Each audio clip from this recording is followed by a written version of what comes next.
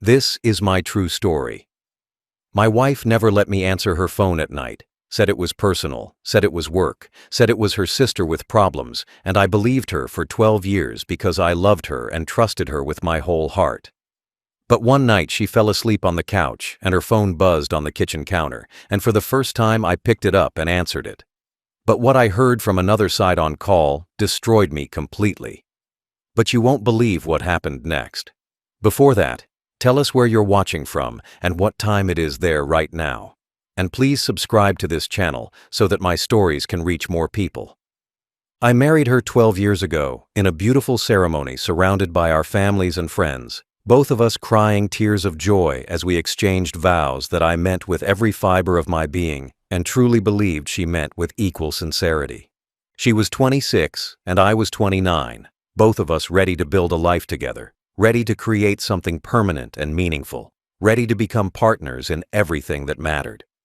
I looked at her that day in her white dress, and I saw my entire future standing in front of me, the woman I would grow old with, the mother of my children, the person who would be beside me through every triumph and every struggle until death separated us. We built our home on what I believed was a foundation of love and loyalty, purchasing a modest house in a quiet neighborhood where we planned to raise a family and create memories that would last a lifetime. I worked hard at my job as an accountant, putting in long hours and taking on extra projects so I could provide for us, so I could give her the comfortable life she deserved, so I could be the kind of husband my father taught me to be through his own example.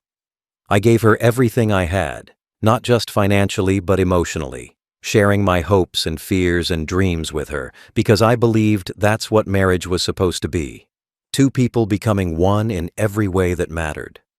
She was my everything in those early years, my partner in every decision we made, my confidant when work stressed me out or family issues weighed on my mind, my reason to come home at the end of every long day instead of staying late at the office like some of my colleagues did. I would drive home thinking about her face, thinking about her smile, thinking about how lucky I was to have found someone who seemed to love me as completely as I loved her. Our house felt like a sanctuary, a place where the outside world couldn't touch us, where we were safe and happy and together in a way that made everything else seem less important. She never gave me any obvious reason to doubt her faithfulness during those 12 years, never stayed out suspiciously late, never came home smelling like another man's cologne, never left lipstick on her collar or unexplained receipts in her purse like you hear about in stories of cheating spouses. She seemed devoted to me, seemed happy with our life together, seemed content with the home we had built and the future we were planning even though we never managed to have the children we both said we wanted. I assumed we were just one of those couples who would take longer to conceive, that eventually we would be blessed with a family, that our patience would be rewarded with the babies she always talked about wanting someday. I trusted her with my life, with my heart, with my future, with everything that mattered to me because I believed she had earned that trust through years of what appeared to be faithful partnership and genuine love. When she said she had to work late, I believed her without question. When she said she was visiting her sister on weekends, I never thought to verify. When she said she loved me and only me, I accepted those words as the truth because why would the woman I married lie to me about something so fundamental? And I was the kind of husband who didn't check his wife's phone or follow her car or question her whereabouts because I thought jealousy was poison to a marriage and trust was the foundation that kept everything standing. Looking back now, I realize how naive I was, how desperately I wanted to believe in the fairy tale we were living, that I ignored every instinct that might have told me something was wrong. I trusted her completely because I loved her completely. And I never imagined that the woman who slept beside me every night, who kissed me goodbye every morning, who told me she loved me countless times over 12 years, was capable of building an entire secret life that I knew nothing about. I was a fool, but I was a fool in love, and love had made me blind to the truth that was hiding right in front of me. There was one thing about my wife that was different from everything else in our marriage. One area where her behavior never quite matched the openness and trust that I thought defined our relationship. And that was her phone, which she protected with an intensity that I now realize should have been my first warning sign. Her phone was always face down on whatever surface she placed it on, never face up where I might accidentally see a notification or a text message. And she would position it carefully, like someone arranging a precious object that needed to be shielded from prying eyes. I noticed this habit early in our marriage, but I told myself it was just a quirk, just a personality trait, just something she did without thinking about it. After 9 o'clock every night, her phone would go on silent mode, the screen darkening and the vibrations stopping as if the device itself was going to sleep. But somehow calls would still come through, and she would always know when they arrived, even without any sound or movement to alert her. She would grab the phone before the second ring, before I could even register that someone was calling, and she would disappear into the bathroom or step out onto the back porch to take the call in private where I couldn't hear what was being said. I would lie in bed waiting for her to return, wondering who was calling so late, wondering what was so urgent that it couldn't wait until morning. But when she came back, she always had an explanation ready.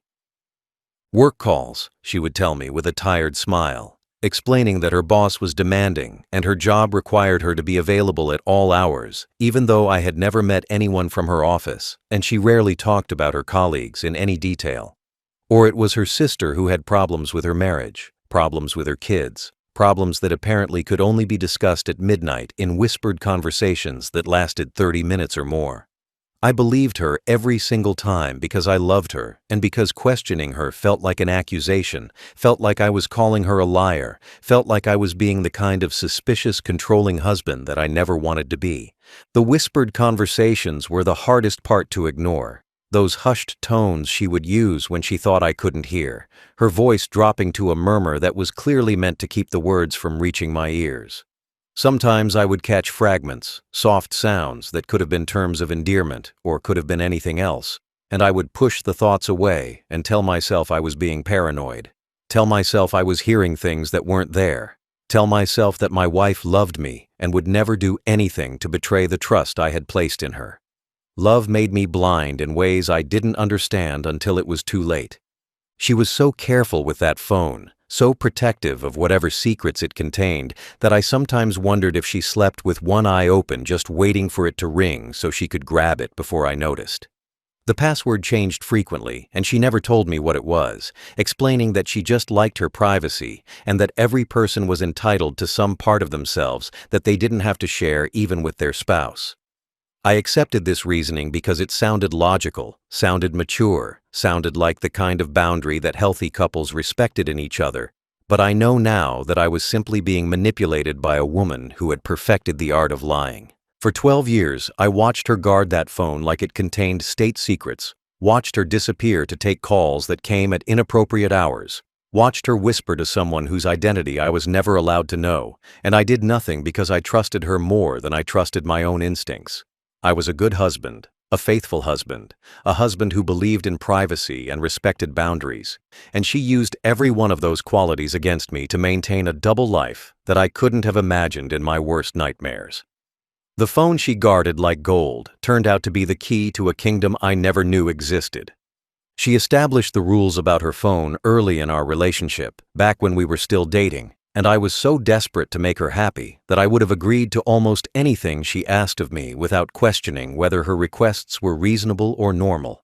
She told me very clearly that I was never to answer her phone under any circumstances, that her calls and messages were personal and private, that this was a boundary she needed me to respect if our relationship was going to work. I remember thinking at the time that she must have been hurt by someone in the past, maybe a controlling ex-boyfriend who went through her things, and that she just needed to know I was different, that I would respect her space and her privacy. I accepted her rules without argument because I wanted to prove that I was trustworthy, that I wasn't the kind of man who would violate his partner's boundaries, that I could be the mature and respectful husband she deserved after whatever bad experiences had made her so protective of her personal space. When she said her phone was off limits, I nodded and agreed, and never brought it up again. Even when circumstances made her restrictions seem increasingly strange and difficult to justify. I thought I was being a good partner by respecting her wishes, but I was really just being trained to look the other way while she conducted a secret life right under my nose. The calls that came at midnight didn't stop after we got married, didn't decrease as the years went by. didn't become less frequent as you might expect if they were really just work emergencies or family crises that would eventually resolve themselves. If anything, they became more regular, more predictable, more obviously scheduled, as if someone on the other end of that phone expected to hear from her at certain times and grew worried if she didn't call. I would lie in bed listening to her whispered conversations through the bathroom door, wondering what could possibly be so urgent, so private, so important that it had to be discussed in secret at 1 in the morning. She would step outside in the middle of winter to take these calls, standing on our back porch in freezing temperatures rather than risk me overhearing whatever was being said, and I would watch her through the window wrapped in her robe with the phone pressed to her ear and wonder what kind of work emergency required that level of secrecy. Her voice would drop to a murmur that I couldn't hear through the glass, soft sounds that carried no words, but somehow communicated an intimacy that should have alarmed me if I hadn't been so determined to trust her. I told myself she was just a private person, that everyone had different comfort levels with sharing, that her need for secrecy didn't mean she was hiding anything sinister. For 12 years, I followed the rules she had laid out, never picking up her phone when it rang, never scrolling through her messages when she left the room, never asking too many questions about who was calling or why. I was the perfect husband in that regard, completely obedient to her requirements, completely trusting of her explanations, completely blind to the obvious signs that something was very wrong with our marriage. I gave her the privacy she demanded, and she used that privacy to build a life I knew nothing about, a family I would never meet, a love I was never meant to discover. The rules I accepted as reasonable boundaries between two people who respected each other turned out to be nothing more than the walls she built to keep me from seeing the truth.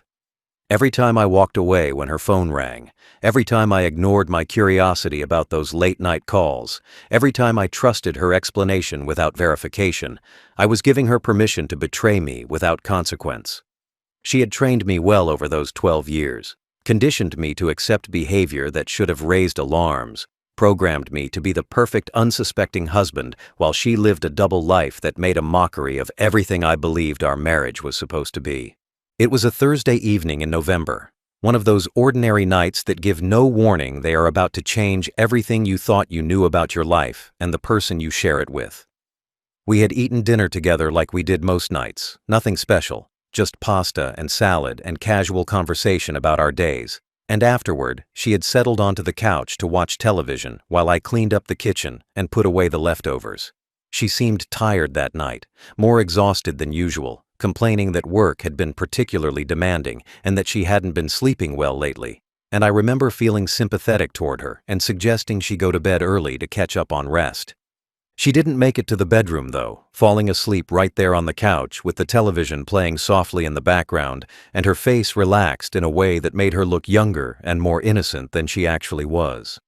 I covered her with a blanket and kissed her forehead gently, thinking how beautiful she still looked after 12 years together, thinking how lucky I was to have a wife who still made my heart skip when I watched her sleep. I turned off the television and dimmed the lights and went about my evening routine, assuming she would wake up eventually and make her way to bed on her own. Her phone was sitting on the kitchen counter where she had left it during dinner, face down as always, silent as always, but very much within my reach for the first time in years, without her hovering nearby ready to snatch it up the moment it made a sound. I noticed it there as I wiped down the counters, that familiar device that had been the source of so many late-night whispered conversations, and I felt the usual twinge of curiosity that I had learned to suppress over the course of our marriage. I finished cleaning and started to walk past it toward the living room when it suddenly lit up and buzzed with an incoming call. I froze in place, staring at the glowing screen, my heart immediately beginning to pound in my chest, as I realized this was the moment I had unconsciously been waiting for during 12 years of unexplained phone calls and mysterious late-night conversations. She didn't stir on the couch, didn't wake up and rush to grab it like she always did, didn't appear in the kitchen doorway demanding to know why I was standing so close to her precious phone. This was the first time in our entire marriage that her phone had rung at night and she wasn't there to answer it before I could even register what was happening. My hands were trembling as I stood there debating what to do, every instinct telling me to respect the rules she had established, to walk away like I had done countless times before, To be the trusting husband I had always been, even when trust was becoming harder to justify. But something felt different that night. Something in me had finally reached its breaking point after years of accepted excuses and swallowed doubts. And I found myself reaching for the phone even as my mind screamed at me to stop and consider what I was about to do. The screen showed an unfamiliar number, no name attached, just digits that meant nothing to me but clearly meant something to someone. I picked up the phone and held it in my hand, feeling its weight like I was holding a loaded weapon that could either save me or destroy me depending on what I chose to do next.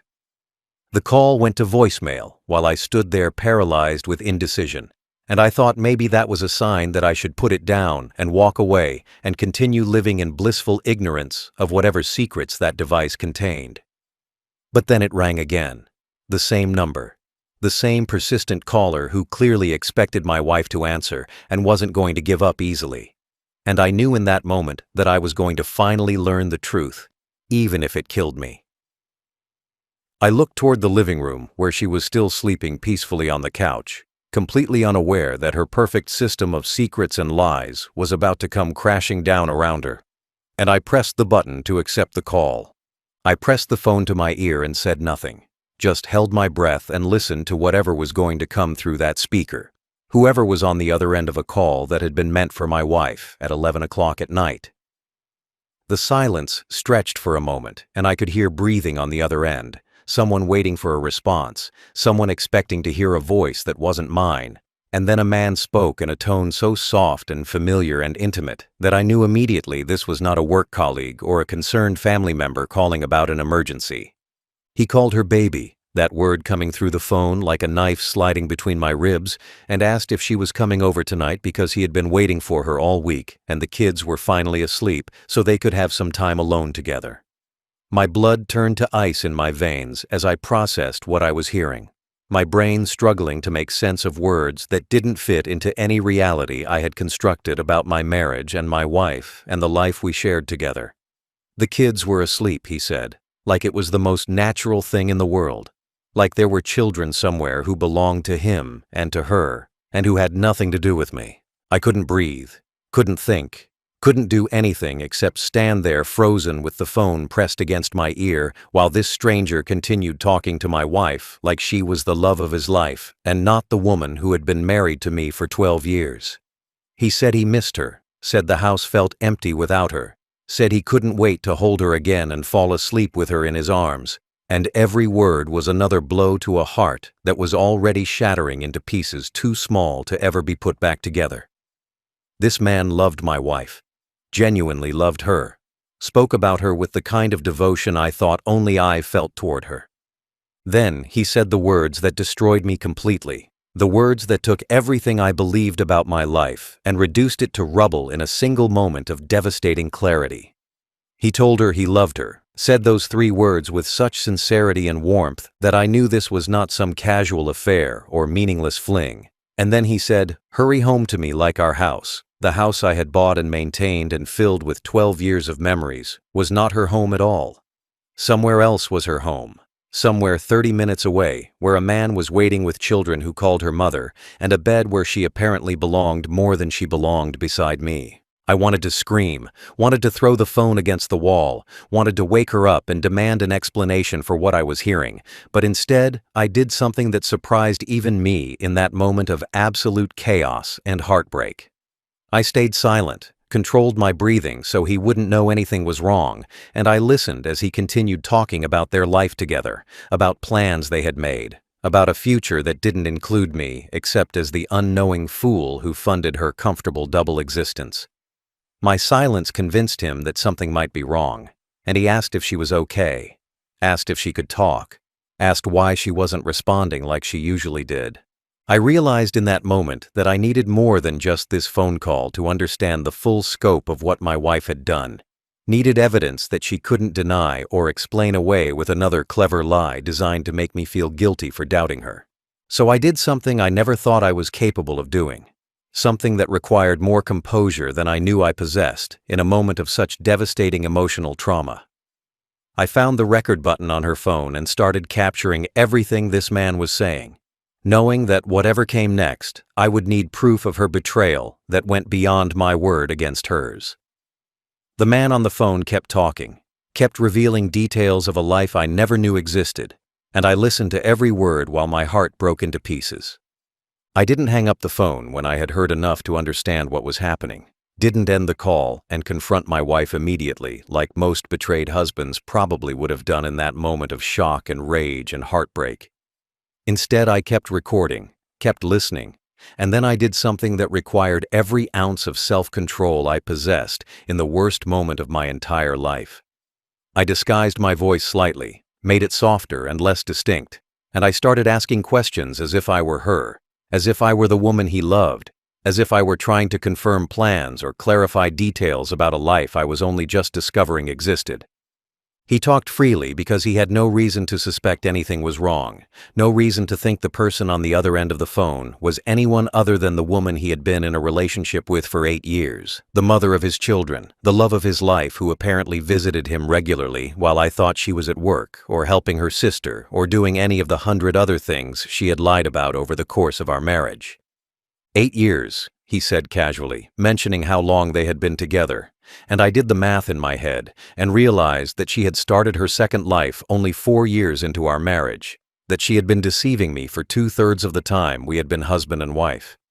He told me about their children, 2 kids whose ages he mentioned proudly, a boy who was 7 and a girl who was 5, children who had been conceived and born and raised while I was married to their mother and had no idea they existed.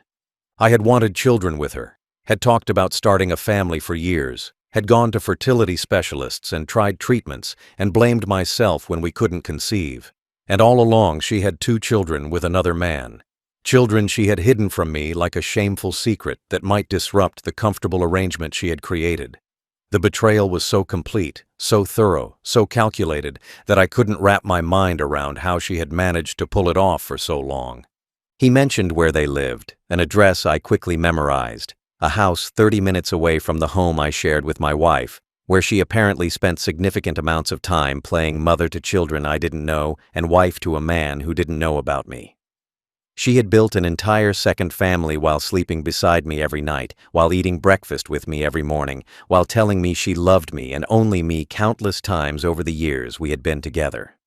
The logistics alone seemed impossible, the scheduling and the lies and the constant deception required to maintain 2 separate lives without either man discovering the truth about the other. He talked about their plans for the future, about how they were going to take the kids to Disney World next summer, about how he wished she didn't have to work so many late nights because he missed her when she was gone, about how he couldn't wait until they could spend more time together without the demands of her job keeping them apart. I realized with sickening clarity that when she told me she was working late, she was actually with him. When she said she was visiting her sister, she was actually raising their children. When she said she loved me, she was actually dividing her love between 2 men who had no idea the other existed. I was not her only husband, just one of her husbands, and everything I believed about our life together was a lie. By the time the call ended, I had enough information to understand the full scope of her betrayal. Enough details to paint a picture of the double life she had constructed so carefully over 8 years of deception and manipulation. I had a name, an address, ages of children, a timeline of their relationship, and a recording that proved beyond any doubt that my wife was not the woman I thought she was. I ended the call politely, said I would see him soon, and then I stood alone in my kitchen, holding her phone and trying to figure out what to do with the devastating truth I had just discovered. She was still sleeping peacefully on the couch, completely unaware that her entire world was about to collapse around her, completely oblivious to the fact that I had just spent 20 minutes on the phone with her other husband, learning the details of a life she had hidden from me for 8 years. I looked at her lying there so calm and relaxed, her face showing no sign of guilt or worry, and I felt a rage building inside me that was unlike anything I had ever experienced before. But I knew that rage alone would not be enough, knew that she was too skilled at lying and manipulating to be defeated by accusations without proof. So I decided to gather every piece of evidence I could find before she woke up and had a chance to delete or hide anything. I took her phone and started going through everything, starting with her messages, and working my way through emails and photos and apps I had never seen before because she had hidden them in folders designed to look like something innocent. There were hundreds of messages between her and him, conversations spanning years, discussions about their children, plans for holidays, arguments about money, the entire documented history of a relationship that had developed and deepened while I thought she was happily married to me and only me. I read message after message, each one another knife in my heart, each one more proof that the woman I loved had been living a lie for almost a decade. The photos were the worst part. Images of her with him, images of her with children who had her eyes and her smile, images of birthday parties and Christmas mornings and family vacations that I had never known about and was never invited to join. There she was holding a baby that must have been their daughter, looking at the camera with the kind of pure happiness I thought I had only seen directed at me, and I realized that every expression of love she had ever given me might have been equally genuine and equally meaningless, shared between two men who both thought they were special. There were photos of their house, a nice place with a yard and a swing set, a home where my wife apparently spent enough time to be considered a resident. I found a hidden email account she used to communicate with him about things she didn't want to discuss over text, longer messages about their relationship and their children and their plans for a future that didn't include me except as a source of financial stability she seemed unwilling to give up. She had complained about me in some of those emails, told him that I was boring and predictable, that I worked too much and didn't pay enough attention to her, that she stayed with me because I provided a lifestyle she couldn't afford on her own. I was funding both of her lives, I realized, paying for the house where she lived with me and apparently contributing to the household expenses of the family I didn't know existed. There were credit card statements hidden in her email that showed purchases I had never seen, children's clothes and toys and school supplies, expenses for a family that existed parallel to ours and drew on the same money I earned working late nights to provide for what I thought was just one wife. She had been stealing from our marriage to fund her other life, taking the money I made and using it to support children she had with another man, and she had done it so cleverly that I never noticed the missing funds or questioned where our money was going. The depth of her deception was almost impressive if it hadn't been so devastating. I spent hours that night going through her digital life while she slept, screenshotting everything, forwarding evidence to my own email, building a case against her that she would never be able to deny or explain away with another clever lie. By the time I was finished, I had documented 8 years of betrayal, 8 years of double life, 8 years of a wife who had been a stranger all along. I had photos of her other family, records of her secret communications, proof that she had built an entire existence without me while pretending to be devoted only to me. Now, I just had to decide what to do with everything I had discovered. I woke her up at 3 o'clock in the morning, standing over the couch where she had slept so peacefully while I discovered the ruins of everything I thought our marriage was supposed to be. She opened her eyes slowly, confused at first about why I was looming over her in the middle of the night, why the lights were on, why I was holding her phone in my hand with an expression on my face that must have told her immediately something was terribly wrong. She sat up and reached for the phone instinctively, that same protective gesture she had made 1,000 times before. But this time I pulled it away from her grasp and watched her face change as she realized her perfect system of lies was about to come crashing down. I didn't say anything at first, just pressed play on the recording I had made of my conversation with her other husband, and I watched her face as she heard his voice coming through the speaker, asking when she was coming home because the kids were asleep and he had been waiting for her all week. The color drained from her cheeks as she listened, her eyes widening with a fear I had never seen in her before, her hands starting to tremble as she understood that I had discovered everything she had worked so hard to hide for 8 years. She tried to speak, tried to interrupt, tried to grab the phone from my hand, but I held it away from her and forced her to listen to every damning word. When the recording ended, I showed her the photos I had found, the images of her with him, the pictures of children who looked so much like her that there was no denying they were hers, the documentation of a life she had built without me while pretending to be devoted only to me. I scrolled through screenshot after screenshot while she sat there in stunned silence, her excuses dying on her lips before she could even form them, because there was nothing she could say that would explain away the evidence I had gathered. I showed her the emails where she complained about me to him, the messages where she discussed their future together, the credit card statements that proved she had been using my money to fund her other family. I expected tears when I finished, expected desperate apologies and begging for forgiveness and promises that she would end things with him immediately if I would just give her another chance to prove her love for me. But instead, she did something that shocked me almost as much as discovering her betrayal in the first place, something that revealed the true depth of her coldness and the complete absence of remorse in her heart.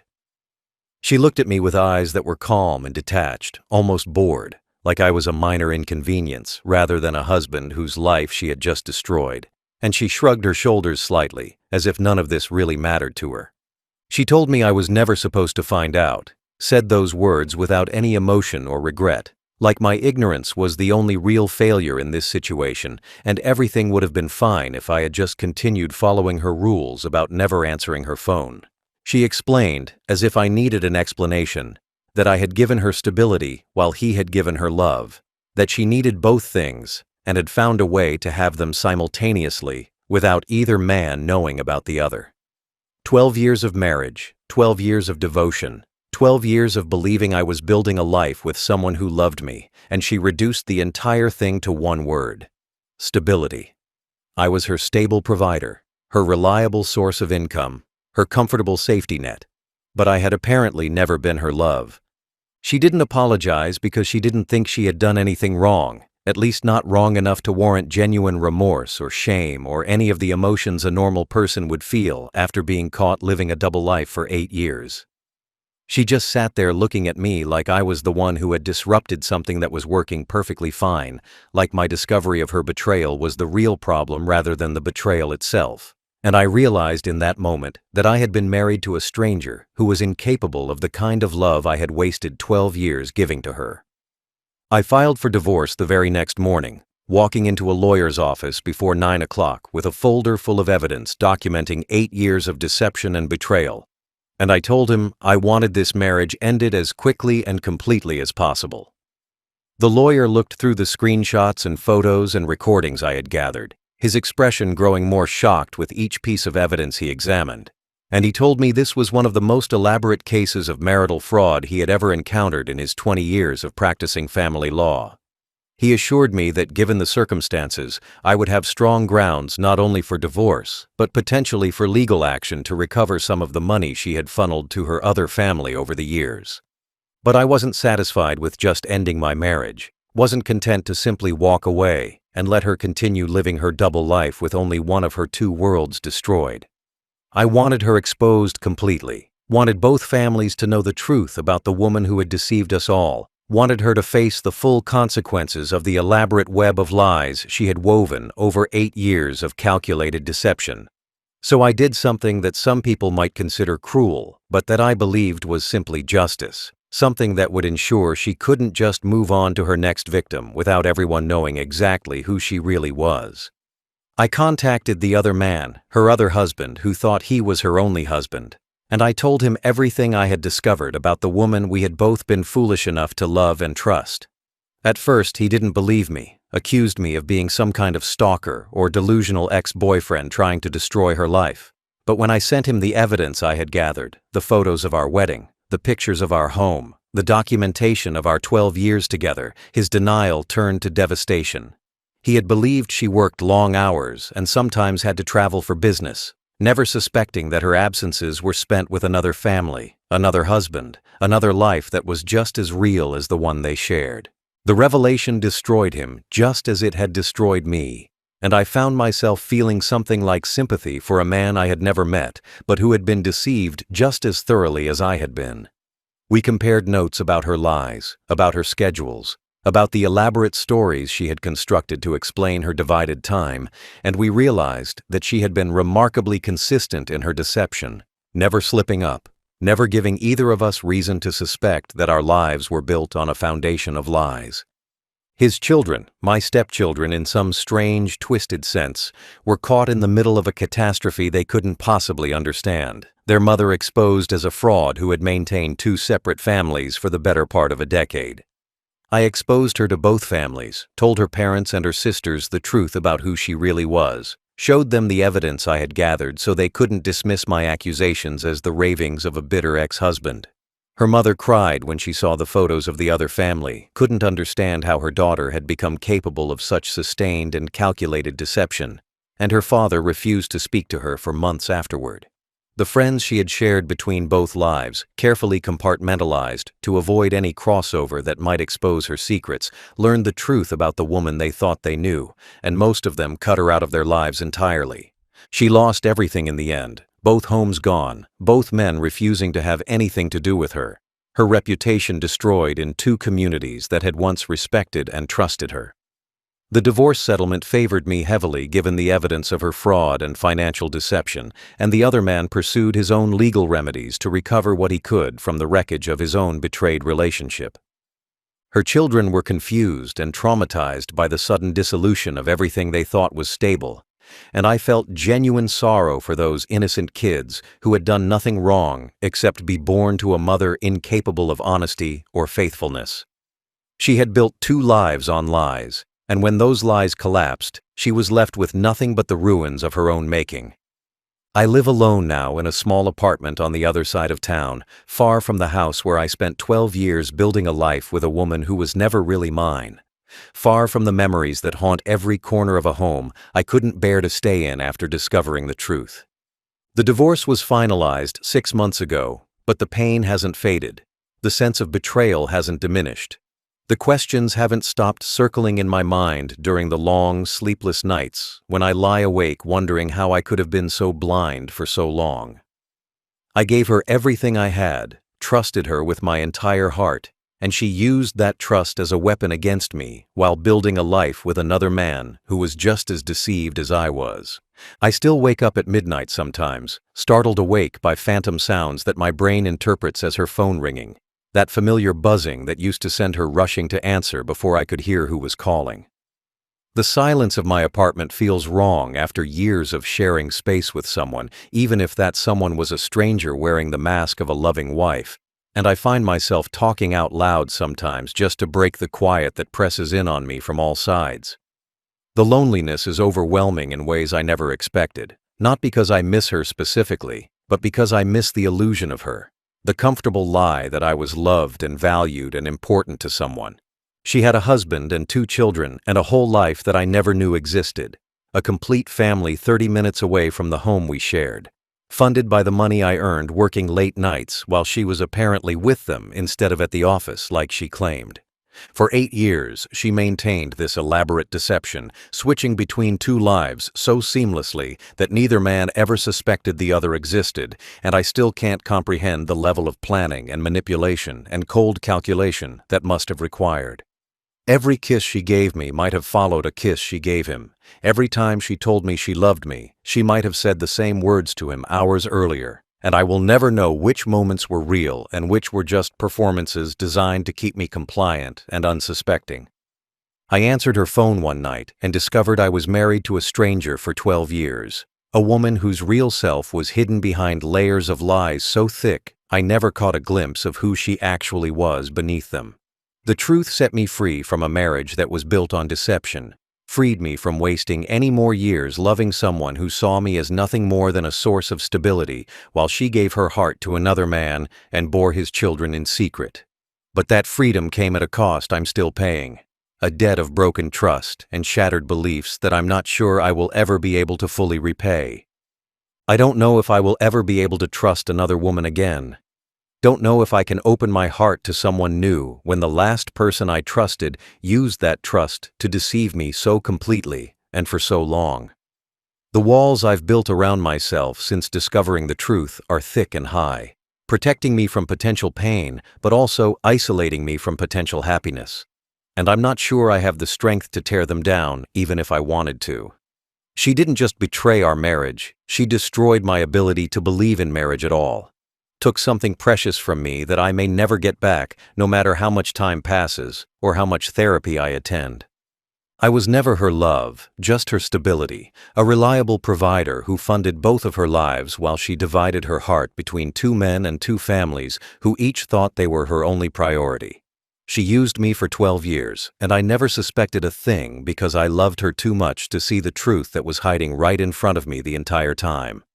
I answered her phone one night and my whole world collapsed, and now I'm left alone with the knowledge that I never really knew the woman I married, that our entire relationship was a lie, and that I will spend the rest of my life wondering if I will ever be able to trust anyone again.